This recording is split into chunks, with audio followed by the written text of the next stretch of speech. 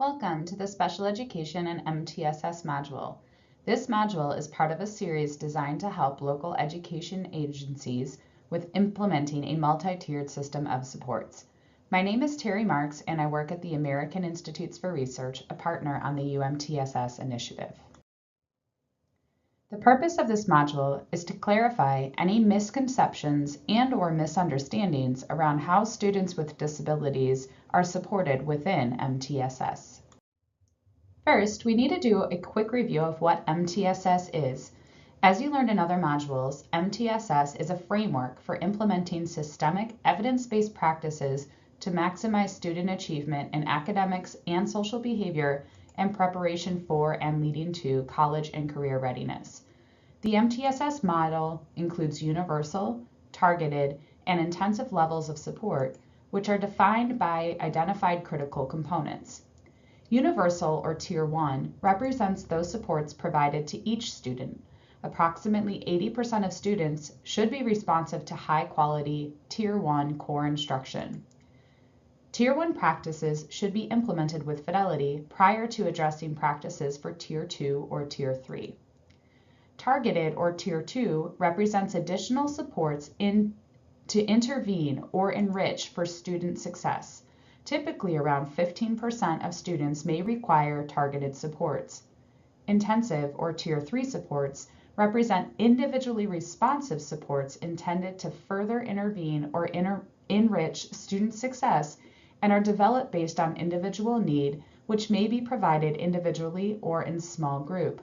Tier 3 supports are provided in addition to and not in place of Tier 1 instruction and do not necessarily equate to special education services. Around 5% of a school's population may require Tier 3 supports. In Utah, there are 8 critical components that support the effective implementation of MTSS. Those critical components are listed in this slide. If you haven't already had a chance to review the overview module, the critical components are described in more detail there. We are highlighting the critical components again in this module and will make some connections back later on. Stay tuned. It is also important to review what MTSS is and what it is not. MTSS is a process or method to deliver effective instruction or intervention and is focused on student outcomes. It is not a specific service delivery model, a way to avoid special education, nor is it a path to special education. So how does special education fit into MTSS? This is a question that educators and researchers alike have grappled with explaining. In this module, we'll focus specifically on what this means in Utah. Before we dig deeper, we want you to stop and reflect. Make sure to jot down your answers as we will come back to these later in this module. First, think about what's happening in your LEA or school right now. How are students with disabilities currently supported? And what makes special education different from general education, including Tier 2 or Tier 3 intervention supports? Take a minute to write down some ideas. If you need to, pause the video until you're ready to move on. Before we can go into how special education fits into MTSS, we need to clarify some things about special education. Most importantly, we need to answer the question, what makes special education different or special? The text on this slide comes directly from the Utah State Board of Education Special Education Rules. What's clear from these rules is that special education is specially designed. We will talk more about what that means on the next slide. The key is understanding that special education is different from general education and is designed for each individual student based on their individual needs. Special education is composed of services provided to a student and not just consultation with other professionals or monitoring grades and work completion. There are some essential elements embedded within the definition of special education previously described. Students with disabilities receive specially designed instruction, or SDI for short. SDI is what sets apart instruction for students with disabilities. SDI goes above and beyond instruction that is differentiated, delivered in small groups, and/or universally designed.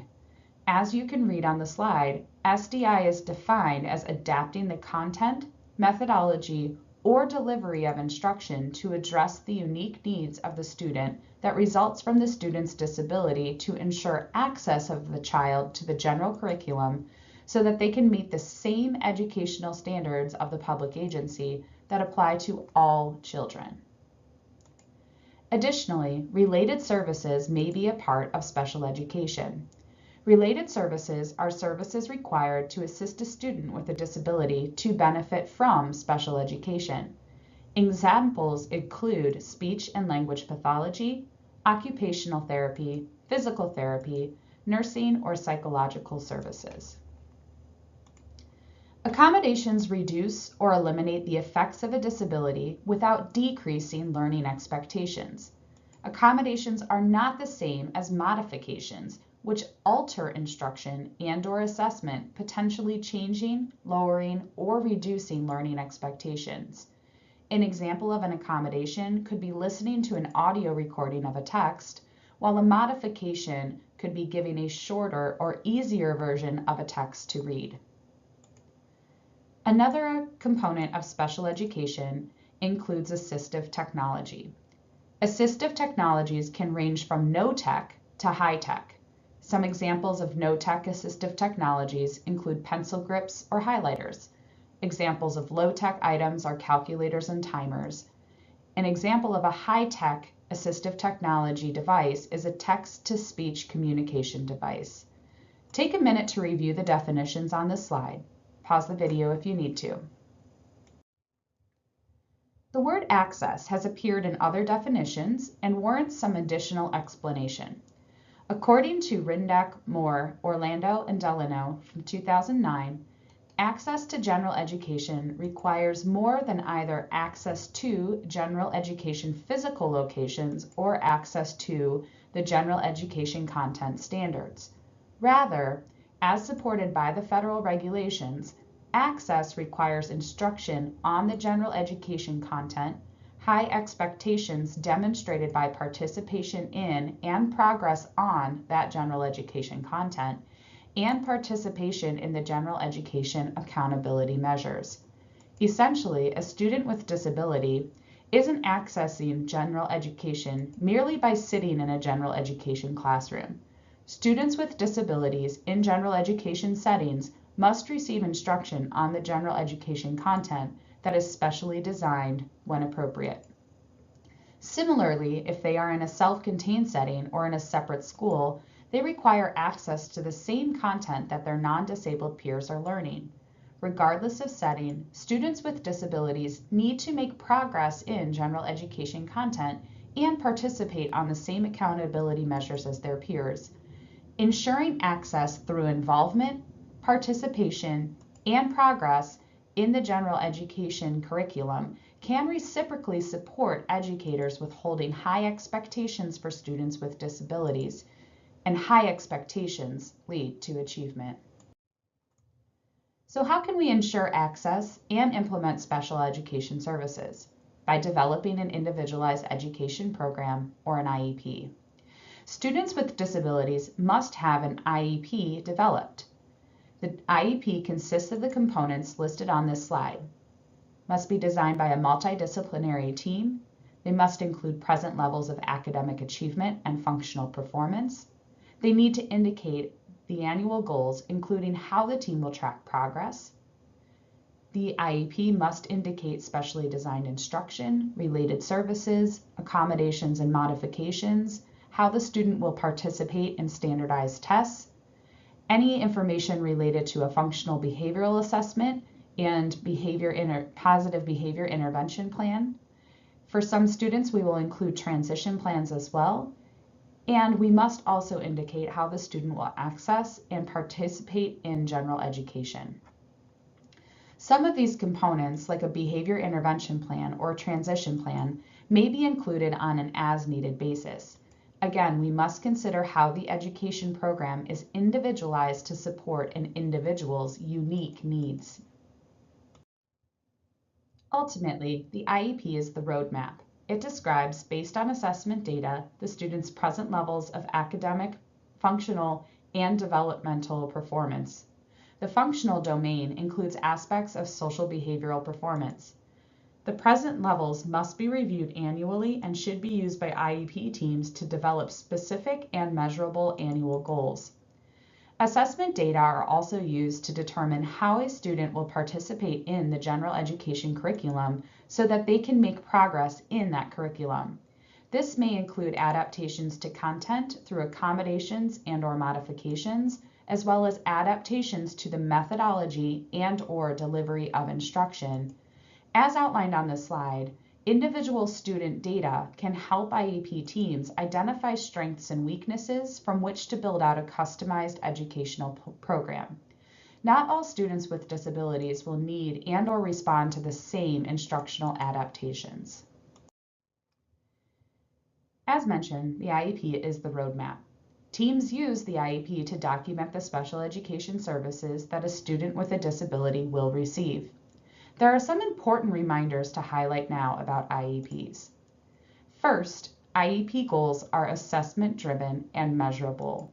Goals need to connect to present levels, and teams must monitor a student's progress toward their annual goals. It's important to note that when monitoring progress, IEP teams may use data collected from across Tier 1, 2, and 3. That is, the IEP team may review screening and benchmark data, formative assessments and curriculum-based assessments, as well as data from valid and reliable progress monitoring measures. While an IEP must be reviewed annually, special education providers and IEP teams should meet on an ongoing basis to review progress and determine if instructional changes are needed. Additionally, IEPs are designed with access in mind. Within the definition of special education, access is included. We need to make sure that when we're individualizing an education program, we're doing so with the intention of ensuring access. Students with disabilities can achieve when the appropriate individualized supports are in place. Lastly, we need to remember that every child is unique. That means that every IEP should look different.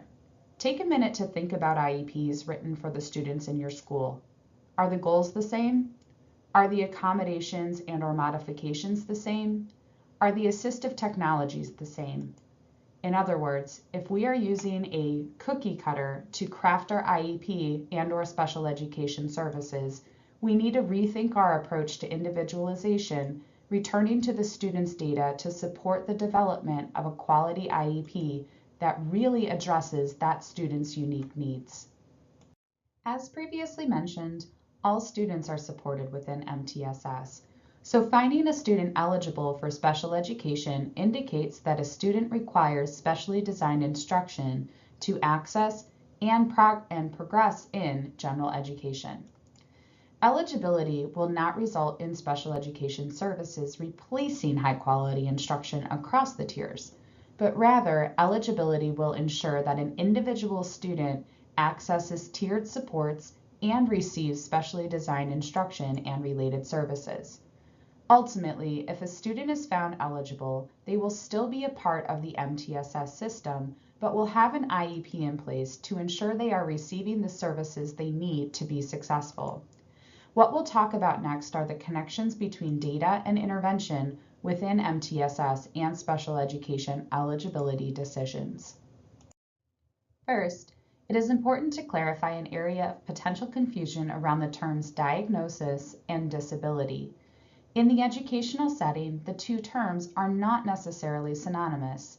That is, a student with a diagnosis like ADHD or dyslexia from an external provider, for example, the child's pediatrician or psychiatrist, or a clinical or diagnostic entity, may or may not be identified as having a disability in the school setting.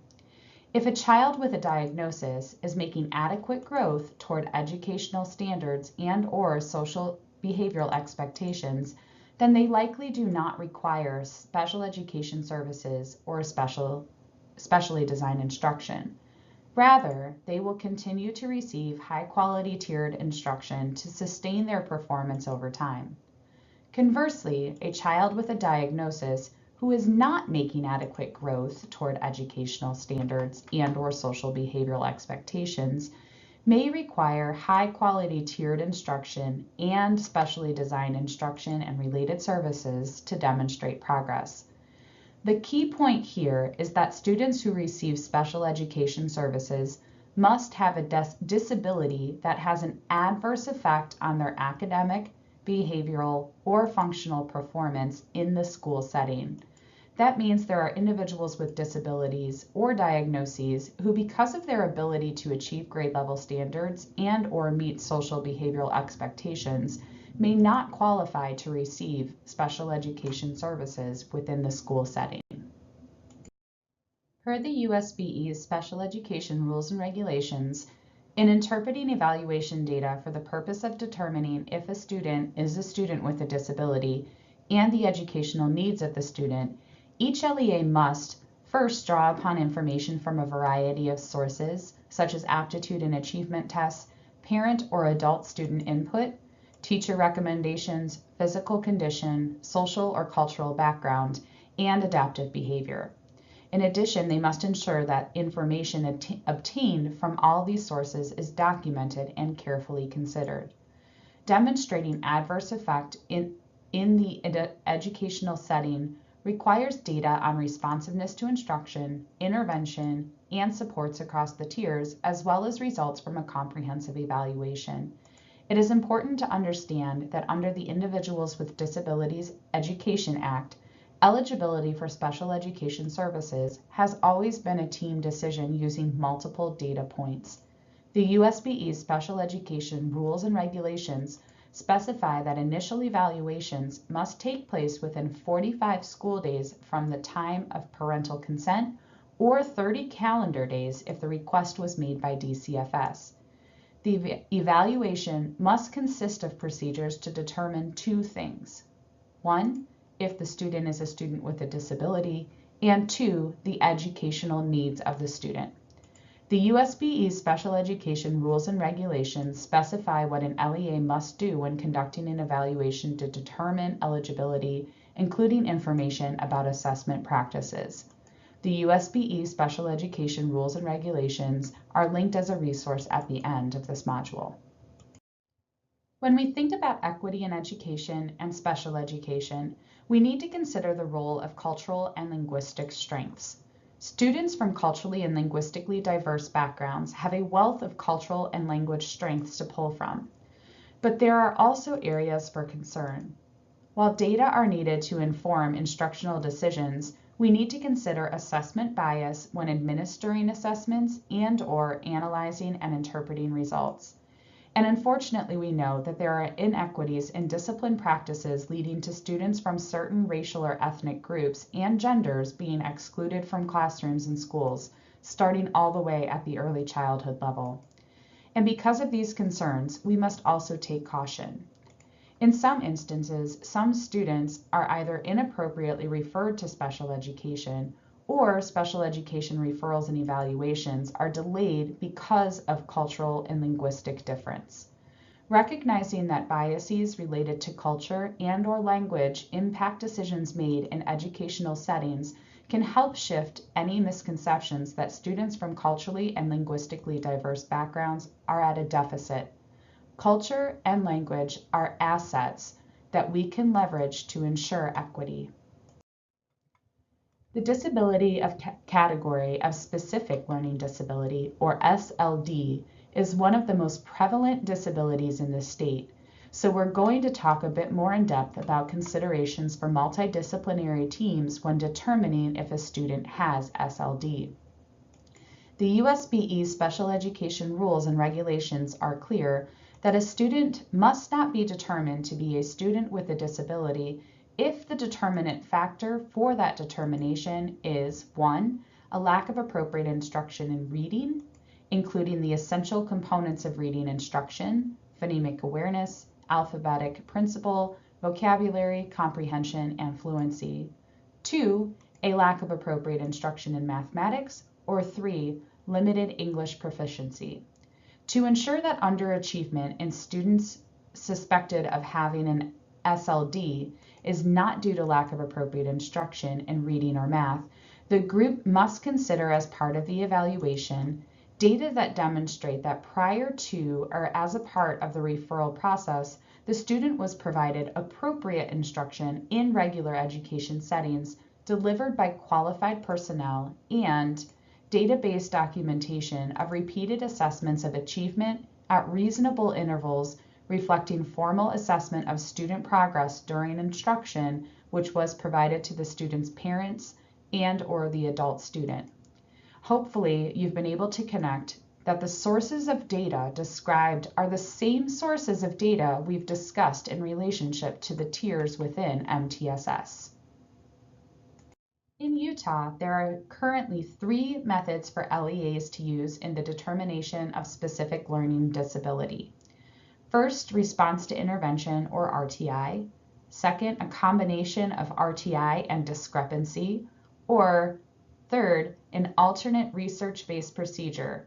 Utah has defined patterns of strength and weaknesses as the alternate research-based method. RTI is a process based on the student's response to scientific, research-based intervention, which shows that the student does not make sufficient progress to meet age or state-approved grade level standards in one or more of the 8 areas. The team must refer to the USBE Specific Learning Disability Eligibility Guidelines when using this method. The combination of RTI and discrepancy is a dual process based on the student's response to scientific research-based intervention and the identification of a severe discrepancy between the student's achievement and intellectual ability in one or more of the 8 areas. Using a discrepancy model alone is not supported by Utah State Board of Education special education rules. The alternate method is a research-based procedure, such as patterns of strength and weaknesses, or PSW, approved by the LEA's school board and submitted to the USBE that demonstrates the student does not make sufficient progress to meet state-approved age or grade level standards in one or more of the 8 areas. The team, again, must refer to the USBE Specific Learning Disability Eligibility Guidelines when using this method. According to the National Center on Response to Intervention, the use of student responsiveness data as part of a comprehensive evaluation can ensure that a child suspected of having a specific learning disability is not struggling because of inappropriate instruction in reading or math. As a part of the process, the evaluation team must consider whether data show that the child has been provided appropriate instruction in regular education settings delivered by qualified personnel, and the child's response to quality instruction must be documented with repeated formal assessments of student progress, which should also be shared with parents. Screening and progress monitoring data collected during this process can be helpful sources of information. Screening provides information about the achievement of all students and can help teachers and administrators to determine whether the instructional program is successful for most students. It also allows the team to compare an individual child's performance in relation to peers. Progress monitoring data collected and graphed on a regular basis provide repeated formal information about the child's achievement and response over time. It is important to emphasize that data from this process can be a piece of the comprehensive evaluation for a child, but cannot be the sole source of information. Additionally, while RTI is a model for determining eligibility for a student with a suspected specific learning disability, it cannot be used to delay eligibility. Teams must do their due diligence to address student needs in the most comprehensive manner possible, as soon as possible. Let's explore an example. School A is in the beginning stages of implementing MTSS. They recognize early on, after administering their fall screening benchmark, that one of their students is struggling. Specifically, the student scores below the 20th percentile on the screening measure. Because of the student's performance at screening, and in reviewing the student's scores on the state assessment from the previous school year, the classroom teacher ensures that there are differentiated supports available to the student during core instruction, including participation in a small teacher-led reading instructional group. The teacher is still concerned when after 3 weeks the student is not making any gains in her reading.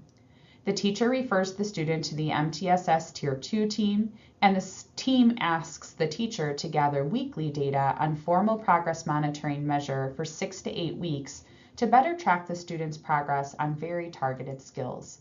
They also have the student participate in a Tier 2 intervention group focused on phonics at a separate time from core instruction. After 3 weeks of using the formal progress monitoring measure and participating in the phonics intervention, the student is still not making any progress. Essentially, her scores are flatlined and are well below her goal line. She also is not demonstrating improvement on classroom work samples. At this stage, the student has been non-responsive to high-quality, differentiated core instruction, including the use of small group instruction, as well as Tier 2 intervention targeted to her area of need in phonics. Rather than modifying the existing plan, moving to more intensive supports, or reconvening a meeting ahead of schedule to discuss next steps, including referral for special education, School A's MTSS Tier 2 team tells the teacher that they need more data before they can move forward. They hold the MTSS Tier 2 problem-solving meeting at the originally scheduled time of 6 weeks, and based on the student's non-responsiveness at that time period, they recommend a change in the Tier 2 intervention and have the teacher progress monitor for another 6 weeks. If you were keeping track, the school was monitoring performance using a formal progress monitoring tool and meeting as a team to make decisions. From the outside, they appear to be implementing many of the core components of MTSS, but the rigidity in how they are implementing, that is collecting data for 6 to 8 weeks, then changing an intervention and collecting for an additional 6 weeks, may inadvertently be delaying a referral to special education. For more than 15 weeks, or close to half of the school year, School A's team implemented MTSS but did not do so in a way that was responsive to the students' needs. At the very least, they could have begun the referral process sooner, meeting with the parent or family to discuss their concerns and have them sign off for the additional evaluations needed in addition to student responsiveness data. That way, they would have multiple sources of data to make an informed eligibility decision. If the student was found eligible, their special education and related services could have been in place much sooner. In addition to not using MTSS to delay or deny referrals to special education, MTSS is not a path to special education. Often educators look at the MTSS tiers and this triangle and think about it linearly.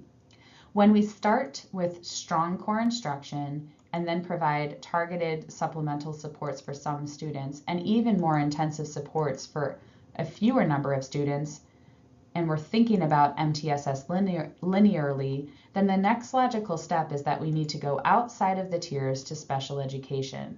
But this is not the case. Think back. Was there anywhere in the definition of MTSS that defined it as a path? No. Let's go back and really think about why MTSS is in place. MTSS exists to ensure we have a proactive and preventative approach to addressing academic and behavioral needs. It's not intended to shift the kids up the tiers in a linear fashion. In fact, the goal should be to have as many students responding to strong core and Tier 1 instruction as possible, including students with disabilities. As we saw, there isn't a path leading to special education, which also means that special education is not a place. Special education is a set of services that include, as we previously described, specially designed instruction, related services, and assistive technology, among other services. It's important to know that special education services can be integrated throughout the tiered continuum as well as across settings. The goal of providing special education services is to ensure all students have access to the general curriculum and can make progress toward the same educational standards. Similar to MTSS not being a path to special education, it is also important to understand that MTSS is not a way to delay or deny special education services to students when they truly need those services to be successful. As we saw, implementing MTSS with rigidity has the potential to delay eligibility for special education. To combat this, school teams should commit to a flexible approach to implementing MTSS that is grounded in student data. In essence, we should ensure that we are responsive to each student when implementing MTSS. Additionally, special education is a protection. Once a student qualifies for special education services and an IEP is developed, they are entitled to those services no matter where they go. So if they transfer to a new grade, a new school, a new district, or a new state, their services follow them until they are no longer eligible.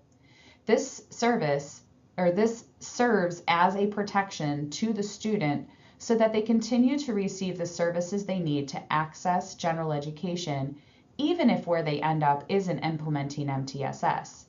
Additionally, this means that a new IEP team doesn't have to restart the process. We already reviewed what MTSS is and what it is not. Then we provided a 500-foot view of special education, including how eligibility decisions are made. But what we still need to do is contextualize special education with MTSS. Do they fit together? If so, how? Let's answer that question now. As we learned, including data on students' responsiveness to intervention across the tiered continuum can support special education eligibility determination decisions, which is why it is sometimes confused as being a path. So the following question may come to mind. If MTSS isn't a path, can we still refer students who are non-responsive to strong core, targeted, and intensive instruction for special education? Yes. As mentioned, student responsiveness based on data to instruction or intervention across the tiers can support eligibility decisions. The "and" part here is that it's also important to note that in some instances, we may not need to consider responsiveness in the same way. There are some students with disabilities that may need special education services from the get-go. They may be medically fragile or have more severe or profound needs. It's important to remember that for these students, their services may support access differently. Some students with disabilities will have multifaceted needs across academic and functional domains and require related services, while others may excel academically but require special education services to support their communication, sensory, and/or developmental needs. It's important to remember that MTSS supports all students, whether they are a struggling learner who is being considered for special education, an English language learner, a student already identified with a disability, or a high achiever. Another question commonly asked is, if special education is not a place, then why do some students receive special education services in separate classrooms or schools? Because special education services can be provided across a variety of settings along the least restrictive environment, or LRE continuum. LRE is the presumption that children with disabilities are most appropriately educated with their non-disabled peers, and that special classes, separate schooling, or other removal of children with disabilities from the regular education environment occurs only when the nature or severity of the disability is such that education and regular classes with the use of supplementary aids and services cannot be achieved satisfactorily. IEP teams must make decisions about the setting carefully and shouldn't place students into specific classrooms or programs unless there are data demonstrating a need to provide services outside of general education classes or general education classes with the use of supplementary aids and services. Regardless of a student's placement in general education, resource, self-contained, home, hospital, etc., special education services are provided to ensure access to the general curriculum. The nature of those services may look differently depending on the setting in which they are provided, and it is the IEP team's job to safeguard that the services are ensuring the students' access to and progress in the general education curriculum. Let's consider an example. Meet Katrina. Katrina has an identified learning disability in math, and she also has attention deficit disorder. For this example, we will focus on Katrina's math instruction. Katrina receives strong core instruction that is universally designed and differentiated, meaning that all students have access to tools to support their learning, including math vocabulary banks and graphic organizers. She participates during instruction by using a calculator and a focused instructional note-taking tool that allows her to fill in blanks with math terms and/or processes being taught during whole group instruction. These assistive technologies and accommodations are identified in her IEP. She also has a token economy system in place and is rewarded for demonstrating appropriate behaviors aligned with the school-wide expectations of being respectful, responsible, and ready to learn. Katrina also participates in a small group intervention with her peers focused on multi-digit arithmetic, which includes executive functioning supports to teach her self-regulation when she becomes frustrated during instruction. As a part of her specially designed instruction, Katrina spends additional time in math instruction with a special education teacher who individualizes her instruction by making it more explicit using manipulatives to reteach foundational skills, including understanding of base 10 operations and place value. Her family is actively involved in educational decisions and participates during Katrina's IEP meetings. They are also informed of her progress throughout the school year. Her special education services and instruction are specially designed, adapting the content, methodology, and delivery to ensure she has access and progress in and toward the same educational standards as her peers. In this example, we can see that Katrina's special education services are provided across settings and are integrated throughout the MTSS tiered continuum.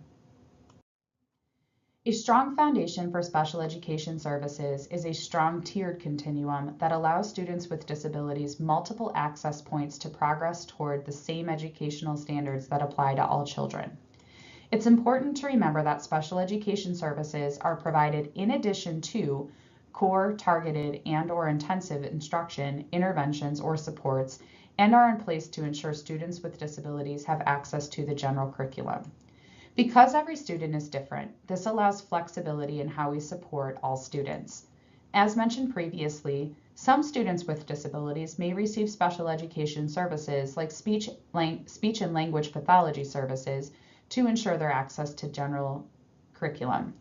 Still others may receive specially designed instruction in only one content area, such as reading, math, or social behavior, with accommodations in other content areas, while others may require a more comprehensive educational program that supports multifaceted needs.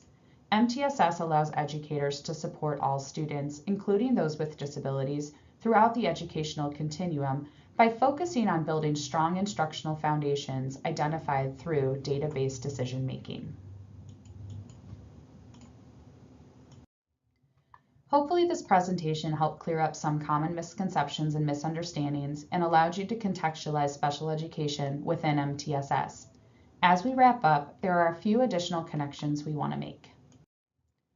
On the next two slides, we show how all the Utah MTSS critical components can be seen within IEPs. Aspects of high-quality instruction can be found in specially designed instruction and related services to ensure access to high-quality instruction. Data-based decision-making is at the core of the IEP. We use data to determine present levels and set annual goals. As a reminder, we need to progress monitor our students with disabilities just like we do in other tiers, if not more frequently. UMTSS also includes team-based problem solving as a critical component. This is consistent with how IEPs are developed and implemented by the multidisciplinary and IEP teams. By providing accommodations and modifications, we can help ensure students with disabilities have access to the general education curriculum, demonstrating alignment with the UMTSS critical components of equitable education. College and career readiness can be seen in transition plans for students with disabilities. Additionally, behavior intervention plans within an IEP connect to the implementation of a school and class-wide positive behavioral interventions and supports that promote a proactive school climate and proactive school climate and structure. Family involvement in MTSS and the IEP is critical, as is supportive leadership at the local level. In this presentation, we reviewed the critical components of MTSS and provided an explanation of how the various tiers of support operate. We also discussed what makes special education special and how it is integrated within the MTSS tiered continuum. Ultimately, when we think about MTSS, we should be thinking about its utility to ensure that a continuum of services is available to all students with increased intervention intensity across the tiers. And the last thing we want to leave you with is special education services should be the most intensive supports provided in the MTSS continuum. And as we discussed, those services should ensure access throughout the tiered continuum. Look back at your responses earlier in this module and revisit the responses to the questions that you wrote down. Take some time to reflect on the first question and consider these clarifying questions. Is special education considered a place or a service? Do students with disabilities have access to tiered supports, to high-quality core instruction? Also reflect on responses to the second question and consider these additional clarifying questions.